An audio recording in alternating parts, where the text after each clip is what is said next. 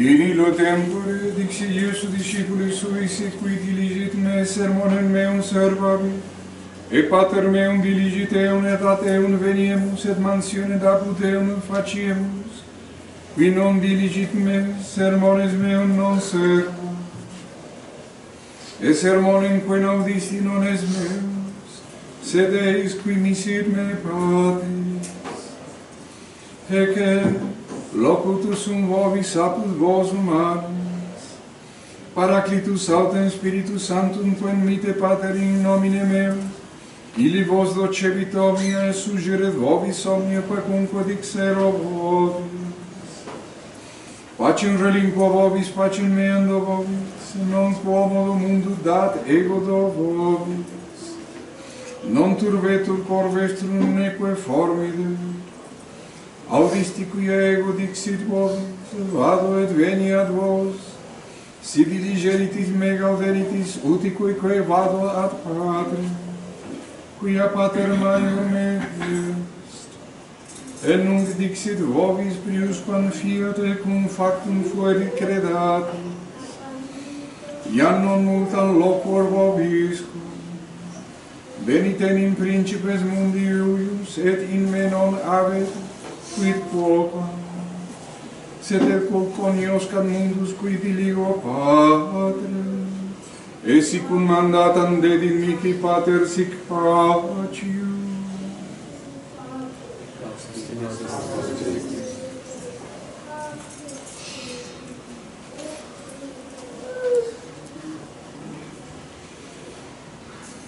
En aquel tiempo dice Jesús a sus discípulos: si alguien me ama, guardará minhas palavras, e meu Pai o amará, e viremos até ele, e nele faremos a nossa morada. Quien me não ama, não observa minhas palavras. E a palavra que ouviste não é minha, mas do Pai que me enviou. Eu disse-vos estas coisas enquanto estive convosco. Porém, o Consolador, o Espírito Santo, a quem o Pai enviará em meu nome, ele vos ensinará todas as coisas, e vos recordará tudo o que vos tenho dito. Deixo-vos a paz e dou-vos a minha paz. Não vos la dou como a dá o mundo. Que o vosso coração se não perturbe, nem assuste. Ouvistes o que eu vos disse.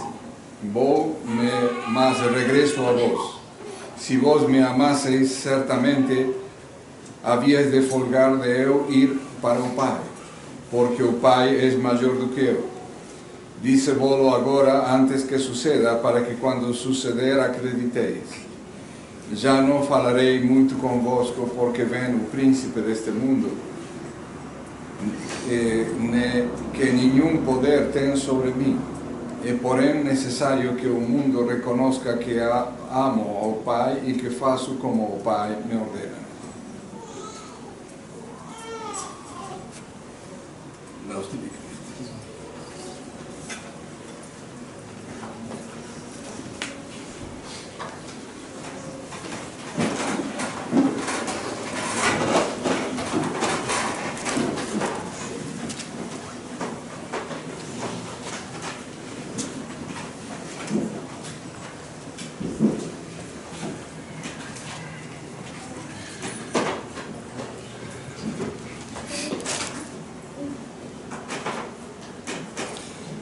Voy a traducirles la secuencia. Todas las fiestas importantes de la Iglesia tienen en la liturgia lo que se llama la secuencia, que es una especie de himno poético que refleja el espíritu de la fiesta, y esta secuencia de Pentecostés es preciosa.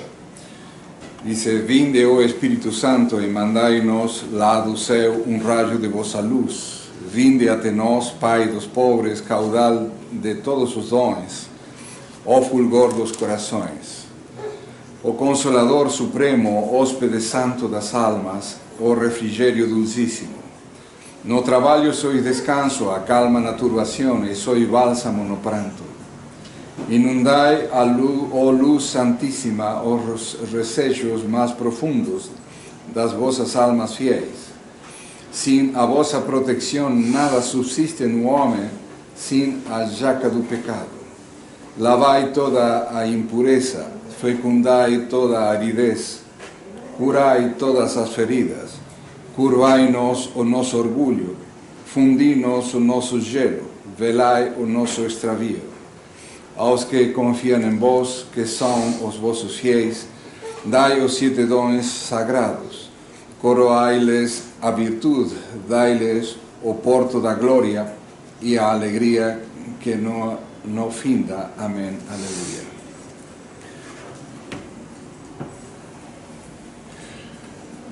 Es una fiesta para estar a falar, creo, por lo menos una semana, y por algo tiene una octava que se llama, o sea, durante toda esta semana se hace en los evangelios, en las lecturas se hace mención a las distintas características del Espíritu Santo. Pentecostés ya era una fiesta que celebraban los judíos, y por eso dice que estaban los apóstoles reunidos en el cenáculo junto con la Santísima Virgen en esta fiesta de Pentecostés. ¿Qué era Pentecostés? Festejaban el don de la ley a Moisés en el monte Sinaí. Y a partir del cristianismo se comienza a celebrar esta llegada del Espíritu Santo, y es de alguna manera el nacimiento de la Iglesia. La Iglesia con la actividad del Espíritu Santo comienza su trabajo de convertir a un mundo.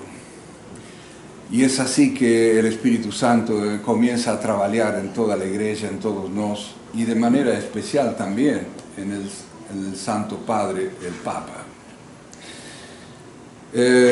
Si hay una manera de saber que la Iglesia ha estado iluminada, guiada por el Espíritu Santo, es precisamente el don de la infalibilidad papal.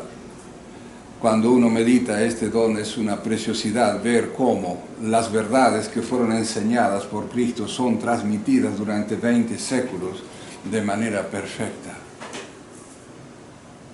Estupendo. Es una alegría inmensa la que debemos sentir todos los católicos, de saber que estamos siguiendo la verdad que enseñó Jesucristo, y no que enseñaron los distintos personajes que ocuparon incluso el puesto de pontífice.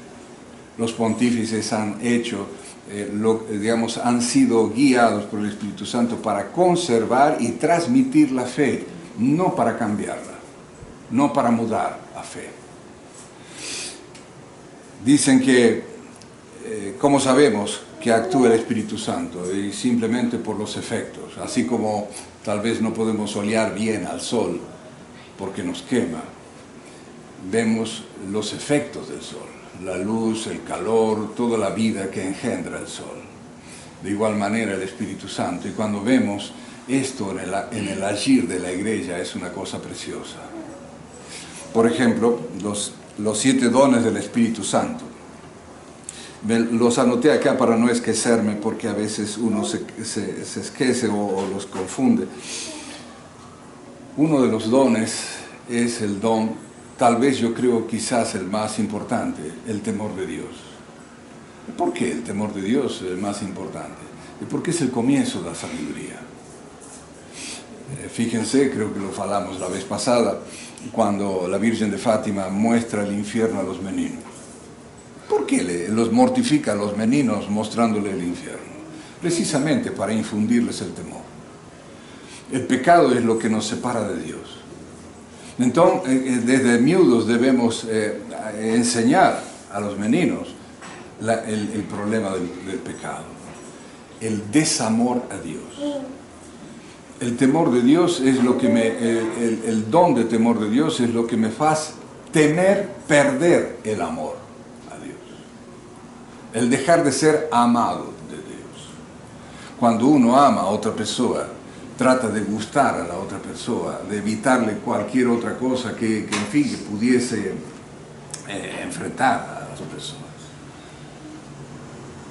De igual manera, cuando amamos realmente a Dios, debemos tratar de evitar todas aquellas cosas que nos pueden alejar de Él. Entonces, el temor de Dios es fundamental.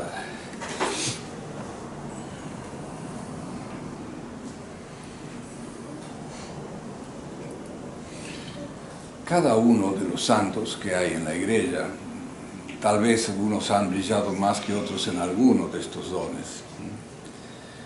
Pero el temor de Dios no se ve, por ejemplo, reflejado, no sé, en cualquier santo. Todos lo tuvieron, por supuesto, mas se nos puede venir a la memoria la figura del querido Santo Tomás Moro.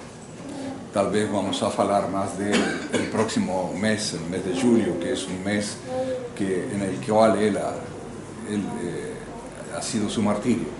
Santo Tomás Moro, que fue un santo inglés, primer ministro de Inglaterra, a mano derecha del rey Enrique VIII, era un hombre, si se quiere, a los ojos del mundo, un hombre mundano. Gustaba de banquetes, gustaba en fin, se codeaba con los reyes de Europa de su momento. Todo el mundo lo admiraba, lo apreciaba mucho, un hombre muy justo, etcétera, etcétera. Para cuando llegó el momento en donde él tuvo eventualmente que consentir en el adulterio del rey Enrique VIII, él se afasta del cargo. ¿Por qué? Si era un cargo tan importante, si era un cargo que a él le daba tantos beneficios, incluso materiales, por supuesto, de honra, etc.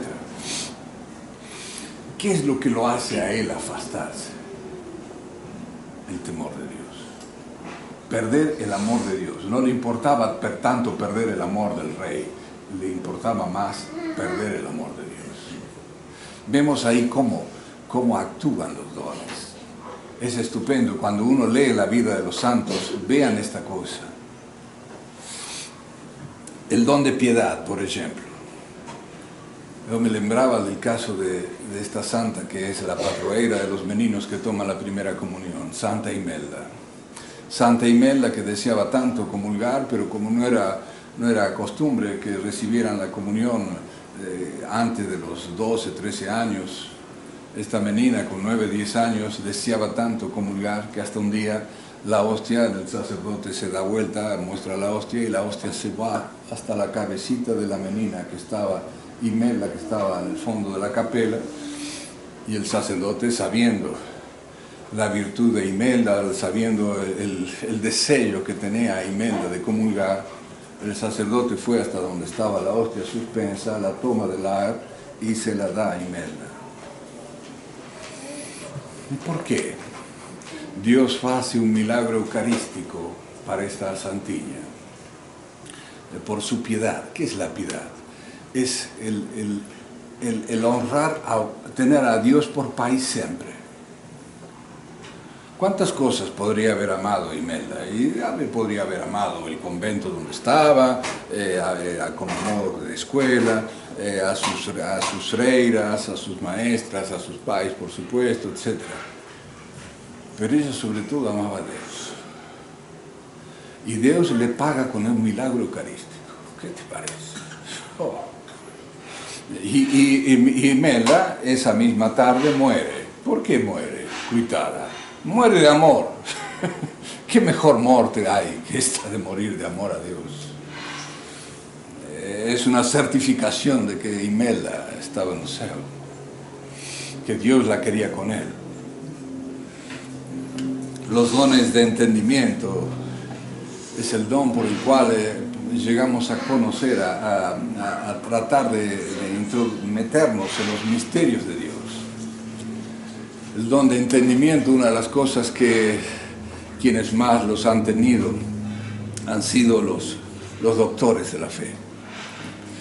Ellos han brillado más, son los que han escudriñado, por ejemplo, San Agustín, escudriñar el misterio de la Santísima Trinidad, San Roberto Bellarmino, escudriñar el misterio de la infalibilidad pontificia, etcétera, etcétera.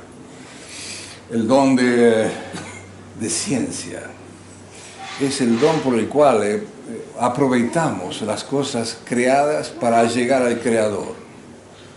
¿Cuántas veces, no sé, a ustedes le habrá pasado quizás encontrar a una gente muy simple, más que tiene unas reflexiones profundísimas, en razón de que de aplicar las cosas creadas al Creador?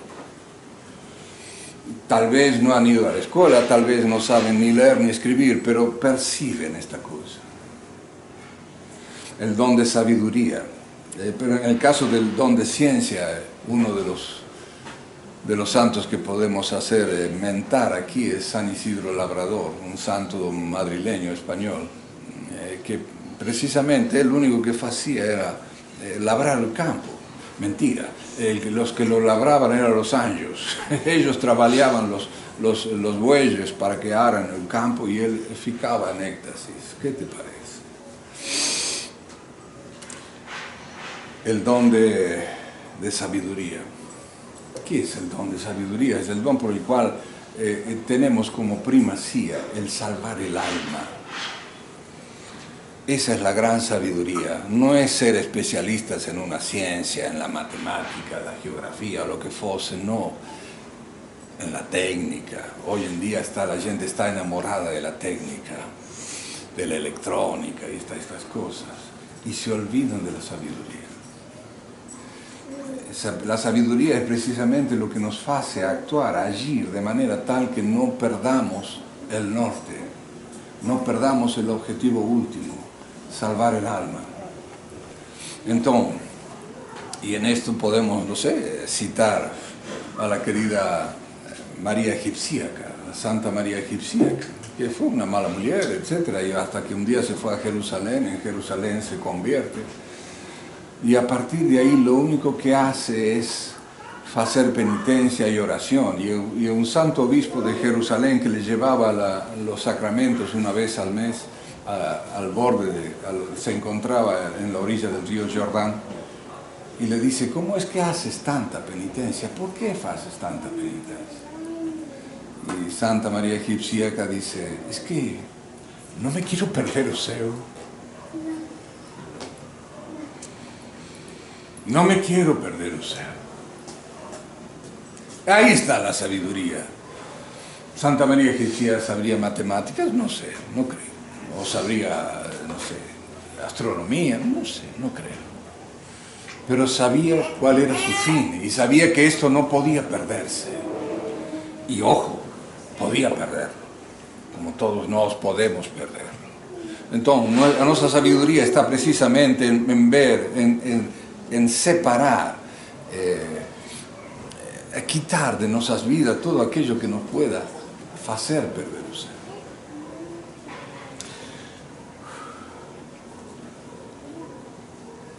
El don de conselho.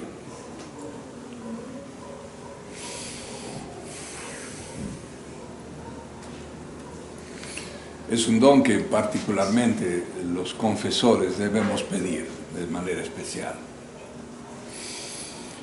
Porque es a través de este don que guiamos a las almas. Y acá podemos mencionar al querido San Joan Nepomuceno. San Joan Nepomuceno es un santo jesuita, vivía en Praga, Checoslovaquia, y él era confesor de la reina de su época. Y el rey parece que andaba con ciúmes y un día le dice al santo que le diga los pecados que le confesaba la reina. Y San Joan Nepomuceno dice: no, es que te mato, mátame. Y lo arrojó del puente de San Carlos al río Moldava con una piedra atada. Y después se encontraron varios días después su cuerpo iluminado, incorrupto y marcado por 5 estrellas. Y es por eso que es el único santo que tiene la aureola con 5 estrellas. ¿Por qué? Por ese milagro. De noche vieron 5 estrellas a orillas del Moldava y dijeron: ¿qué pasa ahí? Al día siguiente fueron, encontraron el cuerpo del santo, incorrupto. Bien, todas estas que son apenas unos comentarios de cómo actúa el Espíritu Santo en nosotros, cómo actúa en la Iglesia de manera tan perfecta. Y lémbrense que todos estos santos que hemos citado, si podríamos estar horas hablando de distintos santos, San Francisco Xavier, etcétera, grandes misioneros, la querida Santa Teresita del Menino Jesús, también patroeira de las misiones. Y mencionar también los santos papas. Alguien me hizo una reflexión bastante interesante. Me dice: padre, es notable que hay un problema hoy en día. ¿Cuál? Hace unos años el Papa Pío XII canonizó al querido José Sartre. Esto salió por razón de que el día 2 de junio fue aniversario del nacimiento del querido San Pío X. Y dice: ¿cómo es posible que un Papa canonice? Con lo cual pone en juego la infalibilidad pontificia, ojo, porque está poniendo como ejemplo para toda la Iglesia a un pontífice. Y ese pontífice tiene que pasar por una serie de pruebas, de exámenes, ver que no haya habido nada, cosa que haya enseñado nunca el error, etcétera, etcétera. O sea, la infalibilidad pontificia sí o sí entra en juego. ¿Cómo es posible que se canoniza al Papa que condenó al modernismo y años después viene un Bergoglio y canoniza a un, con aspas, Juan Pablo II, por ejemplo, que es un modernista acabado, que es un señor que favoreció el ecumenismo, la libertad religiosa, etcétera, etcétera, etcétera. ¿Hay dos Espíritus Santos? No. Hay un solo Dios.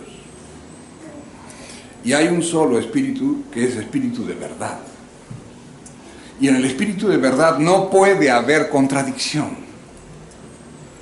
Lémbrense lo que Cristo dice, que vuestro falar sea sí, sí, no, no. Todo lo que de esto pasa, del demonio viene. Cuando yo veo una contradicción, es cosa del demonio. No es posible que un papa, como Pío XII, que nadie puede discutir que sea papa, porque fue el papa que además declara el dogma de la Asunción de la Virgen, canoniza a San Pío X, y después viene supuestamente otro, y que canoniza a una persona opuesta a San Pío X.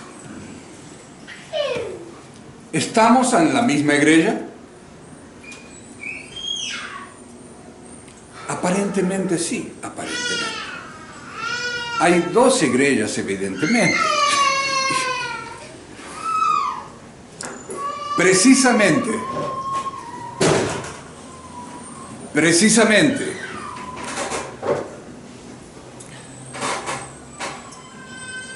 hay una sola iglesia, es lo que rezamos en el credo. Credo en una santa, católica, apostólica iglesia. Entonces, si hay una sola iglesia, no puede haber otra iglesia. Y si hay otra iglesia, esa otra iglesia es falsa, evidentemente. Y si hay otras autoridades en esa otra iglesia, serán autoridades de esa otra iglesia, mas no es de la iglesia católica. Y ahí vemos claramente, y este señor me decía, es clarísimo con el ejemplo que él puso, ¿no? San Pío X, por un lado, Papa condenando el modernismo, Wojtyla favoreciendo el modernismo, y supuestamente los dos santos. Evidentemente no son santos de la misma iglesia. No son, el Espíritu Santo no está a decir un día blanco y otro día diciendo preto. En el Espíritu Santo no hay contradicción.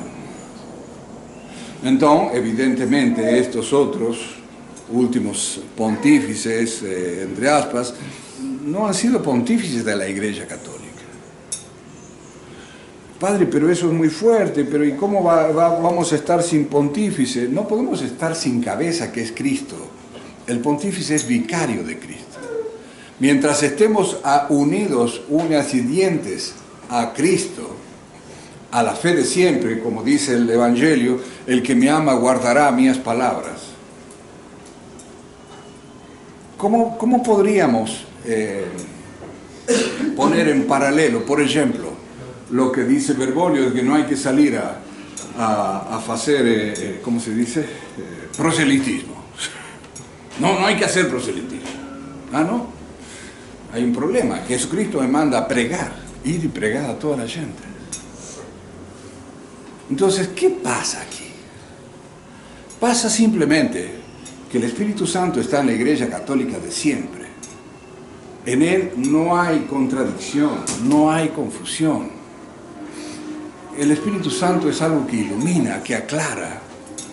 No podemos estar a acreditar que esta cosa, conciliar, sea Iglesia Católica. ¿Por qué? Y muy simple, porque no puede el Espíritu Santo contradecirse. No puede.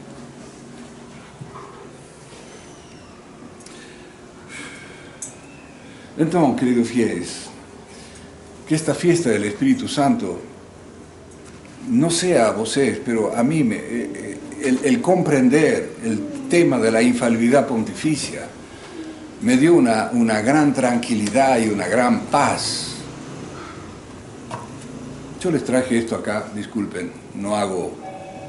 El querido amigo Fray Tiago de San José publicó este librito de Monseñor de Seguro. Yo se los recomiendo mucho. El que todavía no haya leído, traten de leerlo o lo piden prestado, en fin. Es un libro estupendo. Mira qué finito. En una tarde te lo lees. Pero si no entendemos esto, no terminaremos de entender el problema actual. Días pasados me enteré de que un grupo llamado, no quiero ni siquiera mentarlo, al querido santo fundador de los salesianos. Esta gente, que es la gente que está a criticar continuamente a Bergoglio, pero dicen que Bergoglio es pontífice. Señores, no podemos ser católicos y estar criticando al pontífice. Ahora bien, las críticas que ellos hacen del pontífice son ciertas. Ojo. Entonces, lo que hay que decir, señores, ese bandido que está ahí, que están criticando continuamente, no es pontífice. Dejen de chatear. Pero no, dale que te pego. No, él es pontífice. Claro, y después alguien comentó y dijo, lo que pasa es que esta gente deja de comer si declara que Bergoglio no es pontífice. Porque, en fin, venden el catecismo de la Iglesia Católica, ese tijolo amarelo infame que tiene errores por todas partes. Claro, no podemos servir a dos señores. Lémbrense esto. No podemos estar a servir a la verdad, no podemos estar a servir a la verdadera Iglesia de Dios y estar a servir a una media iglesia, a un sacha papa, en fin. No. En fin, yo cuando esta gente me hizo gracia, dice, vamos a rezar para acabar con el sedevacantismo. Yo estoy de acuerdo. Vamos a acabar para terminar con el sedevacantismo y que haya un papa católico. Estamos totalmente de acuerdo. Pero ellos lo dicen en otro sentido, por supuesto. Bien, que esta fiesta del Espíritu Santo a todos que el Espíritu Santo nos dé ese don de sabiduría, de ciencia, de entendimiento, de fortaleza, porque hay que soportar este tiempo. Hay que soportar incluso amistades, familiares, en contra, que nos toman como si fuésemos herejes. Y los herejes son ellos por no seguir el dogma de la infalibilidad pontificia. Léanlo bien. Entonces, que el Espíritu Santo nos fortalezca con sus 7 dones y que la esposa del Espíritu Santo nos alcance todas esas gracias y un día podamos gozar eternamente de Dios. Ave María Purísima.